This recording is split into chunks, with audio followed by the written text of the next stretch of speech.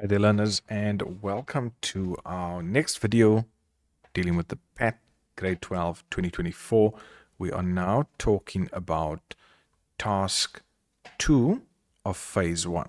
Okay, so let's just go down here and let's get to where we need to be.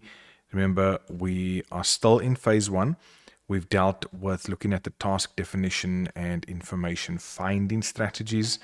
We went through that in the previous video. Now we are looking at task 2, where we're going to access information and determine its relevance and also use the information in planning. So please remember that phase 1, all of that, task 1 and 2, that counts for about 70 marks, and that represents about 41% of your PAT.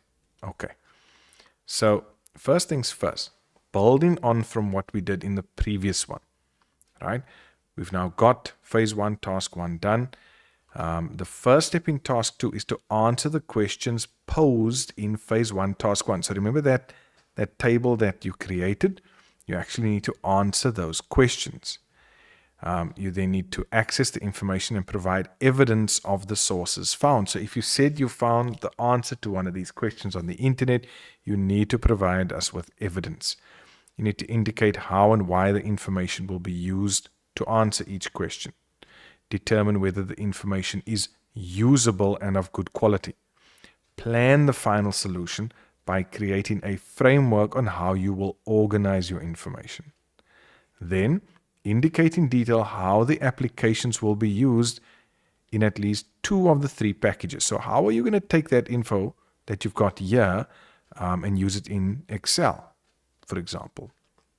Well, I'm going to take it and I'm going to create a spreadsheet where I'm going to then take that and maybe extract that data, turn it in, put it into a graphical way, maybe some charts. I'm going to be trying to extract to see how many of the people that I'm going to take on a tour with me are going to need, certain dietary requirements, etc. Anything like that. But you need to detail that. So it's either going to be, remember, 2 of the 3, spreadsheet, database, or any of these in the 3rd package category. So you could go for spreadsheet, you could go for PowerPoint, and say, look, I'm using PowerPoint because I'm going to summarize everything that I found out in the PowerPoint presentation and present the results using that as well. And then we're going to do some planning where you're going to plan how to put your report that you are going to be presenting in phase 2 together, and then indicate how the applications will be integrated. Okay, in other words, how are they going to work together? Are you going to be using maybe a Google form, or are you going to be creating a questionnaire within Word and then pulling that through to Excel? Are you going to be taking Excel and pulling that through to your database? How are these packages going to be working together? And then lastly, very importantly, you need to have a reference list. So that's a total of 37 marks. And yeah, I'm in the rubric now. So you can see that. So let's go to phase 1. And remember what we had there. That was for task 1. You're getting marks for the fact that you've provided evidence of the questions and information. Okay? In other words, have you answered the questions? Evidence of various sources. At least, so 4 marks will come from you having at least 3 different good sources used. 3 different good sources. Okay? Then, have you got any important facts and information?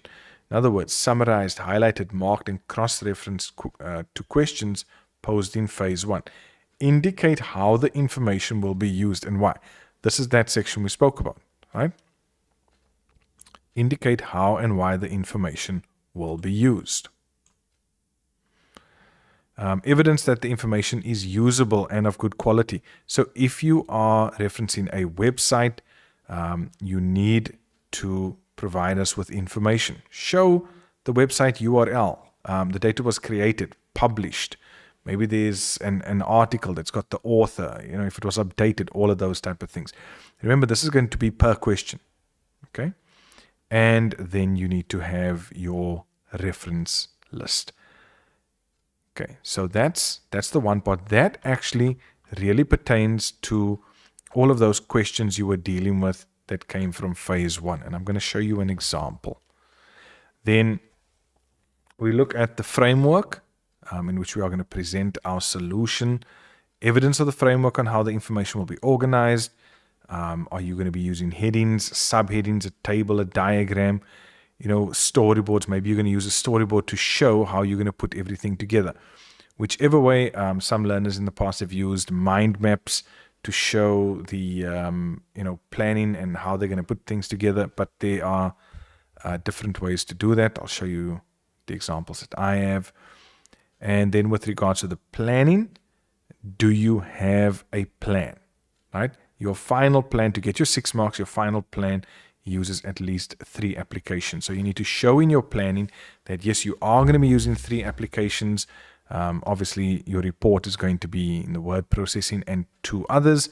Show that it has a purpose and that each piece of software is actually appropriate to you getting that final and presenting that final solution.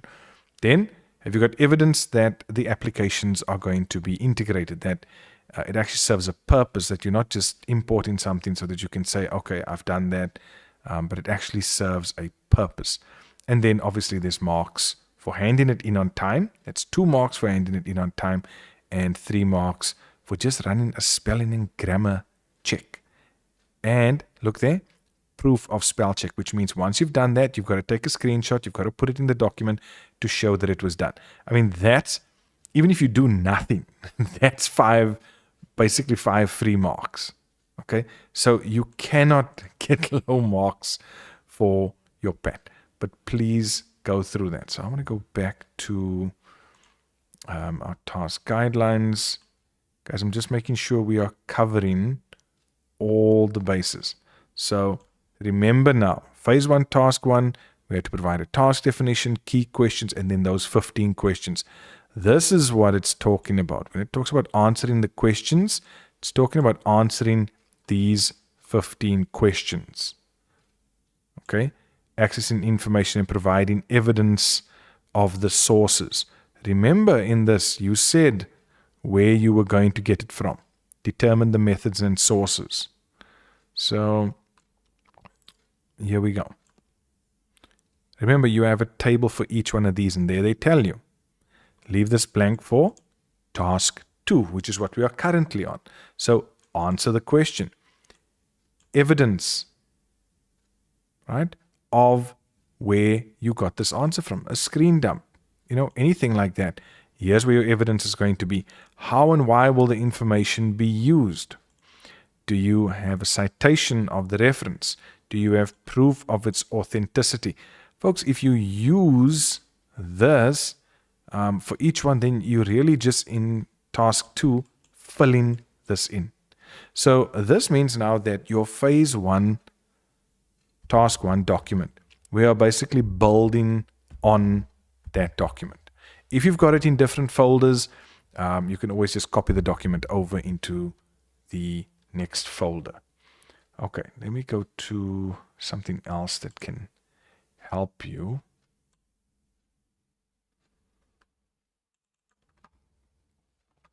So when you submit, remember when it came to task 1, do you have a description of the problem, a key question, your 15 questions? Your questions are categorized. Okay, look at task 2 now. Do you have evidence of the information, notes, photocopies, clippings, whatever? Evidence of completed questionnaires or surveys. So if you did that in phase 1, task 1, if it's a Google form, for example, you put the link into the Google form, or you can just put in a link that will take them to the actual questionnaire. Important facts, evidence that the information found is linked to questions, evidence that it's usable. Folks, there, the framework, the mind map, word outline, storyboard. Say, what you are going to be using. What is the purpose of that integration? So it's not just, I'm going to use and just make sure that the spreadsheet software and database are working together, but rather, providing evidence and purpose. Provide evidence as to, well, how are they going to work together? What exactly are they going to be doing? And then that you've checked and marked off all the requirements for phase 1. Obviously, your spell check there as well. Okay, so I think I have one more bit of info for you. You'll remember this document. I think I did show you guys with phase 1, task 1, and table of contents. We would have done that. Our declaration, we've got no issue with that. Just want to go down further. Okay, our topic, our intro, question. There's our template for that if we have a questionnaire. And then you can see this is where you can put the other things in, right? So in that document, you can put your questionnaire, paste a link to your electronic questionnaire. If you did any interview questions, anything like that, put a heading, put the information there. Yeah, information integration. Plan the final solution by creating a framework on how you're going to organize the info. Use headings. So they say there, for example, I'm going to use headings, subheadings, mind maps. So you might have a mind map of what you are going to be doing, maybe an organizational chart, storyboard. Again, I'm repeating the same things. Okay, and then your reference list and your spelling and grammar check. So as long as you make sure that you've ticked all these boxes, you'll be fine with what you need to do for phase 1, task 2. Now let me use an example of a pat that I had from last year. Here we have a learner's pat, and again, there you can see the description of the task. So your task definition, main question, and this is what I want to show you. So we have this, and again, you can do it any which way you want to. It's nice to use the template that they've given, but you can use this one or anything similar to this. So there we go, keywords. Again, look at that. How will the data be organized in packages? So in other words, which package am I going to be using for that? I think they went further in phase 2. And here you can see, let me actually just show you in the learners phase 1. This is what they did. There was your table, right? Questions are grouped. You've got your 15 questions. What type of questions, what package you're going to be using. Okay, everybody's happy. Then in phase 2, have a look at what happens. Now you've got to take it question by question. The question, the type of source, the answer to the question, the evidence, how and why, the citation, the proof of authenticity. And you've got to do that for each question. Okay, so I'm just going to go through.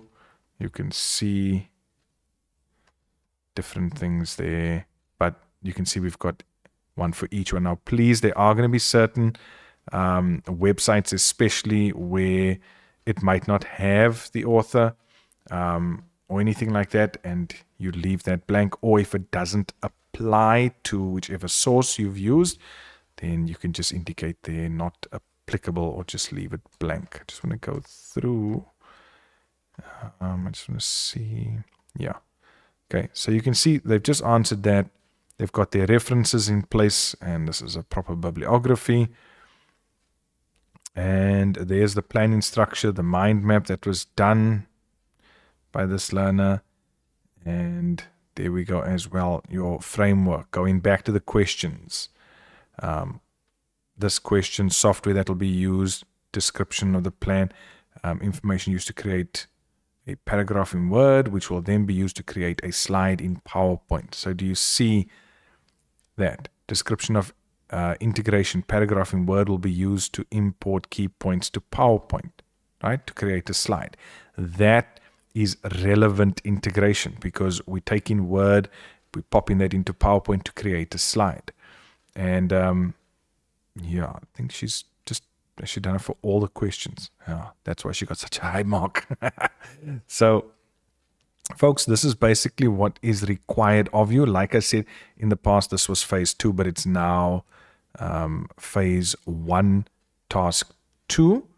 And this is what will be required of you. And then I think the screenshot should be in here as well. There you go. There's another summary of the package framework. You can see Word will do that. Excel will do that. Okay. There's a screenshot showing the evidence of the spell check as well. So this combined with what you did in phase 1 will be the package of your phase 1 submission. Okay. So I hope this helps you now with a very clear picture as to what is needed for phase 1, task 2 of your IEB CAT PAT for 2020.